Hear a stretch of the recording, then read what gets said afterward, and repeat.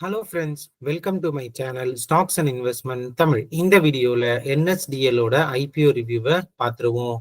நீங்க இந்த சேனலோட முதல் வியூவரா இருந்தீங்கன்னா மறக்காம இந்த சேனலை சப்ஸ்கிரைப் பண்ணி உங்க ஆதரவை தெரிவிங்க. ஆல்ரெடி சப்ஸ்கிரைபரா இருந்தீங்கன்னா உங்க ஆதரவுக்கு மிக்க நன்றி.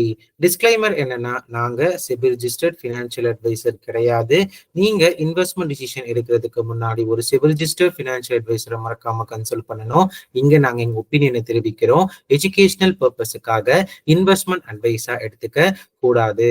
இந்த கம்பெனி வந்து பாத்தீங்கன்னா இந்தியால இருக்க 2 டெபாசிட்டரி பார்ட்டிசிபென்ட்ல ஒரு டெபாசிட்டரி பார்ட்டிசிபென்ட்டா வந்து இந்த நேஷனல் செக்யூரிட்டிஸ் டெபாசிட்டரிஸ் வந்து இருக்காங்க, என்எஸ்டிஎல். ஸோ இந்த கம்பெனி வந்து பாத்தீங்கன்னா இவங்களோட பாசிட்டிவ்ஸா வந்து என்ன பாத்தீங்கன்னா, இந்த டெபாசிட்டரி செக்யூரிட்டிஸ் மார்க்கெட்ல வந்து கிட்டத்தட்ட ஓவராலா சிடிஎஸ்ல கம்பேர் பண்ண சொல்ல வந்து நிறைய மார்க்கெட் ஷேர் வந்து வச்சிருக்காங்க. எந்த மாதிரினா வந்து பாத்தீங்கன்னா, நம்பர் ஆஃப் இஷ்யூவர்ஸ் இருந்தாலும் சரி, நம்பர் ஆஃப் ஆக்டிவ் இன்ஸ்ட்ருமெண்ட்ஸ் இருந்தாலும் சரி, அதுக்கப்புறம் செட்டில்மெண்ட் வால்யூமா இருந்தாலும் சரி, அசெட் வேல்யூவா இருந்தாலும் சரி, இந்த கம்பெனி தான் லார்ஜஸ்டா வந்து இருக்காங்க இந்த 2 என்எஸ்டிஎல் சிடிஎஸ்ல கம்பேர் பண்ண சொல்லும் பொழுது. அது மட்டும் இல்லாம இந்த கம்பெனி கிட்ட டெபாசிட்டரி பார்ட்டிசிபென்ட் சர்வீஸ் சென்டர் மட்டுமே 65,391 வந்து இருக்கு. இது வந்து சிடிஎஸ்ல கம்பேர் பண்ண சொல்ல 3 மடங்கு உயர்வு. பிளஸ் இந்த கம்பெனிக்கு வந்து பாத்தீங்கன்னா இந்த ஆனுவல் மெயின்டெனன்ஸ் ஃபீ, அது மட்டும் வந்து பாத்தீங்கன்னா இந்த கஸ்டடி ஃபீஸ் வந்து பாத்தீங்கன்னா மார்க்கெட் எந்த நிலைமையில போனாலும் இது வந்து நம்ம கொடுத்துட்டே தான் வந்து இருக்கும். நீங்க ஆனுவல் மெயின்டெனன்ஸ் ஃபீஸ் உங்களோட வந்து புரோக்கர்ஸ் நீங்க கொடுத்துருப்பீங்க. ஸோ அந்த மாதிரி ரெக்கரிங் ரெவன்யூ மட்டுமே வந்து பாத்தீங்கன்னா கன்சிஸ்டன்டா கடந்த 3 வருஷத்துல வந்து உயர்ந்திருக்கு. பிளஸ் இந்த கம்பெனியில இருக்கிற இந்த செக்யூரிட்டிஸ் வந்து இந்த டிமேட் ஃபார்ம்ல இந்த என்எஸ்டிஎல வச்சிருக்கவங்களோட கம்பெனிஸோட சிஏஜிஆர் மட்டுமே வந்து பாத்தீங்கன்னா 20.6% அளவுக்கு உயர்ந்திருக்கு 2017 இருந்து 2025 கடந்த இதே காலகட்டத்தில் சிடிஎஸ்ல வெறும் 17.5% அளவுக்கு இருந்திருக்கு. இந்த கம்பெனியோட ரிஸ்க் ஃபேக்டர்ஸ் பாத்தீங்கன்னா, ஸோ எனி டவுன் டர்ன் இந்த மார்க்கெட் வந்து இந்த கம்பெனி பாதிக்கப்பட வாய்ப்புகள் இருக்கு. ஸோ ரொம்ப காலமா ஒரு சைட்வேஸ் மார்க்கெட்டா நம்ம மார்க்கெட் இருந்தாலோ, இல்ல ரொம்ப காலமா நம்ம மார்க்கெட் வந்து ஒரு பியர் மார்க்கெட்ல இருந்தாலும் வந்து பாத்தீங்கன்னா, நம்பர் ஆஃப் ட்ரேடிங் வால்யூம்ஸ் வந்து குறைஞ்சாலோ, அதே மாதிரி ரீட்டைல் இன்வெஸ்டரோட பார்ட்டிசிபேஷன் வந்து மார்க்கெட் சென்டிமெண்டால குறைஞ்சாலும் வந்து பாத்தீங்கன்னா இந்த கம்பெனியோட ரெவன்யூ பாதிக்கப்பட வாய்ப்புகள் வந்து இருக்கு. ஏன்னா இந்த ட்ரேடிங் ஆக்டிவிட்டி சார்ஜஸ்ல இந்த கம்பெனி வந்து நிறைய ரெவன்யூ வந்து பாக்குறாங்க. ஏன்னா ரிக்கரிங் ரெவன்யூ வந்து கொஞ்சம் அளவு தான், பட் மேக்ஸிமம் இந்த மாதிரி ட்ரேடிங் வால்யூம் ஆக்டிவிட்டிஸ் ரெவன்யூஸ் வந்து நிறைய இருக்கு. ஸோ இந்த மாதிரி ஏதாவது டவுன் டவுன் நம்ம மார்க்கெட்ல இருந்தாலும் எங்களோட ரெவன்யூ மார்ஜின்ஸ் பாதிக்கப்பட வாய்ப்பு இருக்குன்னா, ரீசெண்டா வந்து புரோக்கர்ஸ் ஆன இந்த ஏஞ்சல் எடுத்துக்கோங்க, டேம் கேபிட்டல் எடுத்துக்கோங்க. ஸோ இந்த மாதிரியோட கம்பெனியோட பிசினஸ் வந்து பாத்தீங்கன்னா கொஞ்சம் அடி வாங்கி இருக்கு.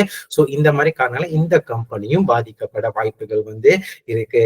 பிளஸ் செபி யாராவது உள்ள இன்வால்வ் ஆகி, இல்ல கவர்மெண்ட் யாராவது உள்ள இன்வால்வ் ஆகி வந்து பாத்தீங்கன்னா இந்த ட்ரேடிங் ரிலேட்டட் ரூல்ஸ் ஏதாச்சும் மாத்தினாங்கன்னா அந்த மாதிரி நியூஸ்ல இந்த கம்பெனியோட மார்ஜின்ஸ் பாதிக்கப்பட வாய்ப்புகள் வந்து இருக்கு. பிளஸ் இந்த கம்பெனி வந்து பாத்தீங்கன்னா எனி செபி புது ரூலை கொண்டு வந்தாலும், எனி ஆக்ஷன்ஸ் வந்து எடுத்தவங்க டெபாசிட்டரி பார்ட்டிசிபென்ட்ல, ஸோ நியூஸ் பேஸ்டாலையும் வந்து இவங்க ஷேர் மார்க்கெட் பிரைஸ் வந்து ரேலி ஆகிறதுக்கும் மேலேயும் இல்ல கீழேயும் போறதுக்கு வாய்ப்புகள் இருக்கு. அதை நீங்க மனசுல வச்சுக்கணும்.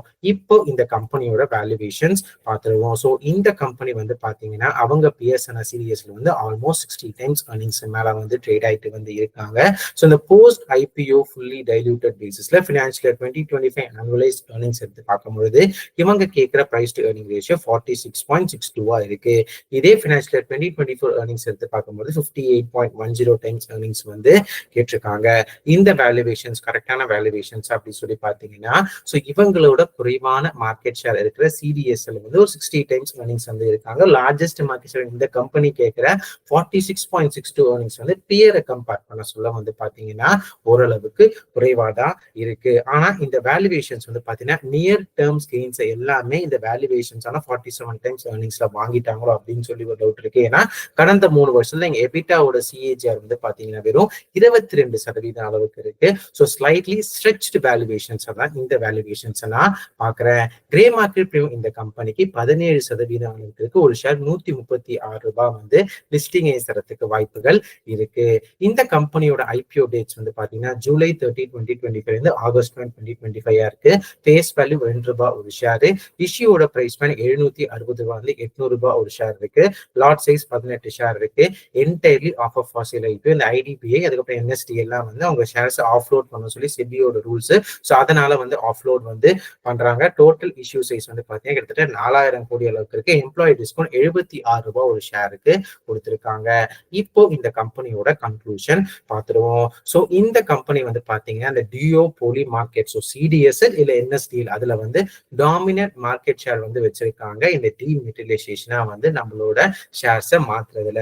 அது மட்டும் இல்லாம number of unlisted companies at NSDS வந்து 29.7% சிஏஜில வந்து இன்க்ரீஸ் ஆயிருக்கு 2018 to 2025. இது ஆல்மோஸ்ட் டபுள் டிஜிட்டாவும் தான் இருந்திருக்கு. கிட்டத்தட்ட வந்து நீங்க 2019 இருந்து இப்ப இருக்கிற காலகட்டத்துல இவங்க எபிட்டா வந்து 22% சிஏஜில கடந்த 3 வருஷத்துல உயர்ந்திருக்கு. அது மட்டும் இல்லாம 50% இந்த கம்பெனியோட ப்ராஃபிட்டை வந்து டிவிடெண்டா கொடுத்திருக்காங்க பினான்சியல் 2024 and 2023. ஸோ டிவிடெண்டும் இந்த கம்பெனி கிட்ட இருந்து நாம எதிர்பார்க்கலாம். ஸோ இந்த மாதிரி டியோபோலி செக்யூரிட்டி டெபாசிட்டரி பார்ட்டிசிபென்ட் மார்க்கெட்ல ஒரு கன்சிடரபிள் மார்க்கெட் ஷேர் இருக்கிற கம்பெனியா வந்து இருக்காங்க. ரெக்கரிங் ரெவன்யூவும் ஓரளவுக்கு நல்லபடியா வந்து இருக்கு. ஆனா இந்த கம்பெனியோட வேல்யூவேஷன்ஸ் கொஞ்சம் ஸ்ட்ரிச்டு வேல்யூவேஷன்ஸா கொடுத்துருக்காங்க. நியர் டைம் கெயின்ஸ் எல்லாம் ஆல்ரெடி வந்து உள்ள வாங்கிட்டு இந்த வேல்யூவேஷன்ஸ் கொடுத்துருக்காங்களான்னு சொல்லி ஒரு கேள்வி எழுது. அது மட்டும் இல்லாம ஒரு மார்க்கெட் இப்போதைக்கு ஒரு சைட் பேஸ் மார்க்கெட்டா வந்து இருக்கு. ஒருவேளை புல் மார்க்கெட்ல இருந்தா இன்னும் பெரிய மொமெண்டம் இந்த என்எஸ்டிஎலுக்கு வந்து இருந்திருக்கும். ஸோ பொறுத்திருந்து பார்க்கணும் போஸ்ட் ஐபிஓல இவங்க பிரைஸ் மூவ்மெண்ட்ஸ் எப்படி இருக்கு அப்படின்னு சொல்லிட்டு, அதுக்கப்புறம் இவங்க மார்ஜின்ஸ் எப்படி இருக்குன்னு சொல்லி பார்க்கணும். ஏன்னா சைட் பேஸ் ஒரு டல் மார்க்கெட்டா இருக்கிறதுனால ஸோ அந்த ஒரு காரணத்தினால இந்த ஐபிஓ பிரைஸ் வந்து ஒரு நல்ல ஸ்டாப் லாஸா இருக்கும்னு சொல்லி நான் நினைக்கிறேன். நீங்க இந்த ஐபிஓல இன்வெஸ்ட் பண்ண ஆசைப்பட்டீங்கன்னா இதெல்லாமே வந்து பாத்தீங்கன்னா என்னோட பர்சனல் வியூ. நீங்க இந்த மாதிரி ஐபிஓலயோ ஸ்டாக்லயோ இன்வெஸ்ட் பண்றதுக்கு முன்னாடி ஒரு தடவை உங்க பினான்சியல் அட்வைசரோ இல்ல செபில்ஜிஸ்டர் பினான்சியல் அட்வைசரோ மறக்காம கன்சல்ட் பண்ணீங்கன்னா நான் செபில்ஜிஸ்டர் பினான்சியல் அட்வைசர் வந்து கிடையாது. இந்த வீடியோ உங்களுக்கு பிடிச்சிருந்தா லைக் பண்ணுங்க. ரெகுலர் வீடியோ கிளிக் பண்ணுங்க. மறக்காம stocks investment Tamil channel subscribe பண்ணுங்க. தேங்க்ஸ் ஃபார் வாட்சிங் ஸ்டாக்ஸ் இன்வெஸ்ட்மெண்ட் தமிழ் சேனல்.